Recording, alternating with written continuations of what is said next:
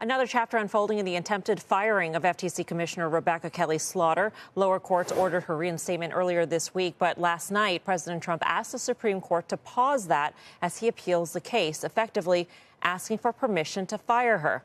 This move follows months of back and forth between the president and the commissioner. Slaughter sued Trump back in March following her initial firing. A D.C. federal judge then ruled it illegal in July. Back with us once again in a CNBC exclusive is FTC Commissioner Rebecca Slaughter.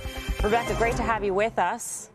Thanks so much for having me. I'm happy to be here. You're fired, you're not fired. I mean, it's a tough position to be in. What are your next steps at this point? Well, my next step is focusing on the job. I love the job that I have. I love the work of the FTC. I've been doing it since President Trump originally appointed me in 2018. And so my mind is pretty singularly focused on protecting American workers, businesses, consumers from anti-competitive and unfair practices. I do want to read the White House's a statement on Trump's appeal of your reinstatement. A White House spokesperson said President Trump acted lawfully when he removed Rebecca Slaughter from the FTC, and hopefully after this ruling, the lower courts will cease their defiance of Supreme Court orders.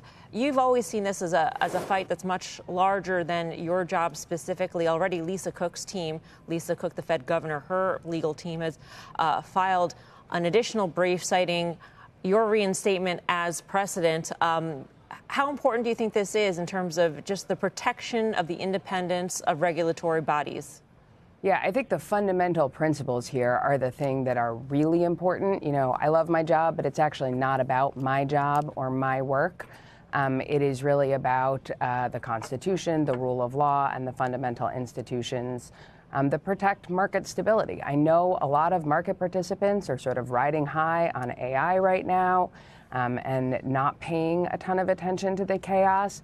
But when this bubble bursts, and it's, I think, a when, not an if, you know, we've seen before what happens when warning signs are ignored. And in the past, it is the institutions of government, especially the independent financial regulators, that are there to ensure that the market can pull itself back together and the economy can keep running. But I think in this case, when that happens, investors are going to look up and find entirely transformed institutions. All the independent agencies, the SEC, the FTC, the Fed, that protect market stability, are being transformed into political actors. And that's already true, but it will be even more true if the president is allowed to defy 90 years of Supreme Court precedent and clear congressional law that says commissioners cannot be removed. Do you believe that the FTC has opened investigations that are politically motivated? You posted on X, the FTC should not be using its tools to target political adversaries, advance political grievances. If you've received an improper inquiry from the FTC, please reach out to me directly. Have you gotten many responses?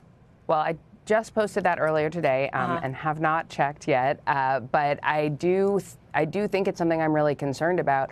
You know, I cited an article in which a federal judge was talking about being alarmed by a politically motivated investigation. And that's just one that has gone to court and that we know about publicly. That kind of thing is exactly why we need bipartisan independent commissioners at these agencies to provide transparency and accountability when that kind of lawfare is taking place. And so it's the kind of thing that I want to look into, and I take the obligation to provide that transparency and accountability very seriously.